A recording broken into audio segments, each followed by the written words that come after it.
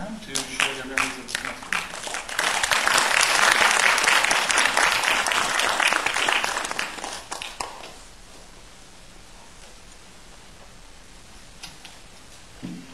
Well, Matt, I'm so glad I wore my high heels today. It's a good thing I didn't wear mine today. Good evening, parents, teachers, and fellow grads. My name's Kinsey. And I'm Matt. And today we're going to give you a glimpse of what actually went on during our semester at the Ontario Science Centre Science School.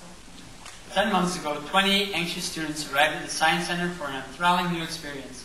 Nervous and trembling, we made it through a thought-provoking interview and started panicking and worried that we wouldn't get the chance to come back again in September. 5 months later, 28 eager and energized bodies showed up on the first day of school. We introduced ourselves boldly and found out we came from all over Southern Ontario. We toured the facility and received an extensive fire safety training session. Upon receiving professional fire safety precautions, we were set for anything the semester was about to throw at us, or so we thought. To end up our first week, we went on a bonding trip to Lake St. George, in the middle of nowhere, aka north of Richmond Hill. We went on a scavenger hunt for feces, animal fur, and spider webs, followed by lunch, where we found a deceased bat in the waste food bin. Flaming hot air balloons were also part of our experience, as well as a bonfire and hot chocolate. Although we started school a bit later than usual, it seemed like our workload quickly caught up. Very soon we were overwhelmed with work, practicum hours, and traveling. Each day we traveled to school from a variety of locations.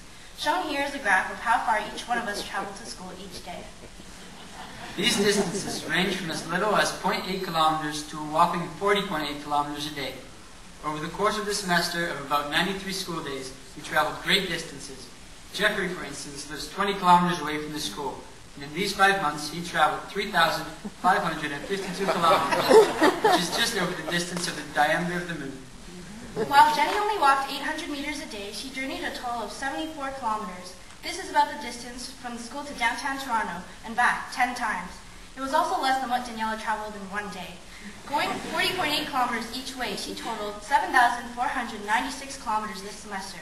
This is more than the distance from Toronto to Rome in Italy. Because we were so busy working, we didn't have much time to eat as healthily as we usually do. But luckily, we were able to work off all those extra calories by investing in the Thigh-Master Level A2D, otherwise known as the escalators under maintenance.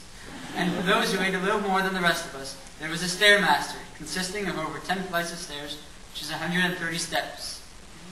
In our crescent-shaped lounge, we worked, ate, and slept each day. Fortunately, we were also provided with 2 microwaves, both initially intended for cooking food. The schoolwork got to our heads after a few months, and a student who will not be named conducted his very own science experiment disabling further use of the microwave for food. Through this physics experiment, he discovered that by placing a small plastic Yoshi in the microwave on high for 3 minutes, it doesn't do any harm. However, when 200 milliliters of water is added to the interior of Yoshi, the microwave immediately heats up the water.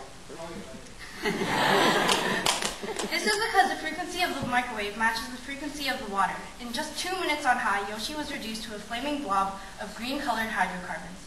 Yoshi was sacrificed for the good of science. It happens. We had an amazing time when we went to the taping of the comedy show Air Force. It was Karina's birthday, and Arlene joined us for a great day in downtown Toronto. We had a couple of good laughs and split up to go out for supper at Falafels and Eastside Mario's. It wasn't long before Natasha was counting down the days left till Christmas. We set up a secret Santa and busily scurried off to prepare our presents. Many people were surprised by the gifts they got and who they were from.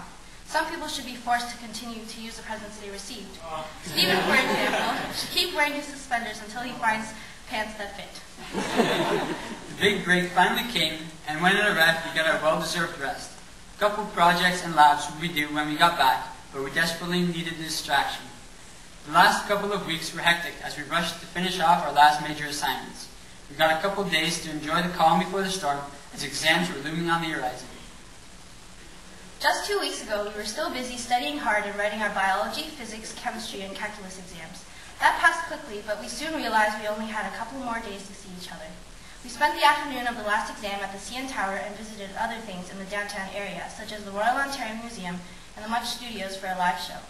We finished off the year with a trip to Geneva Park near Aurelia. We went cross-country skiing and snowshoeing in the snow that we were missing in the south. We spent our last valuable moments together and had a wonderful time.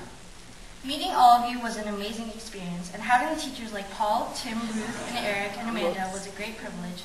At times, many of us were frustrated and felt like giving up, but looking back today, it was all worth it. Rest in peace, Yoshi. You will be missed.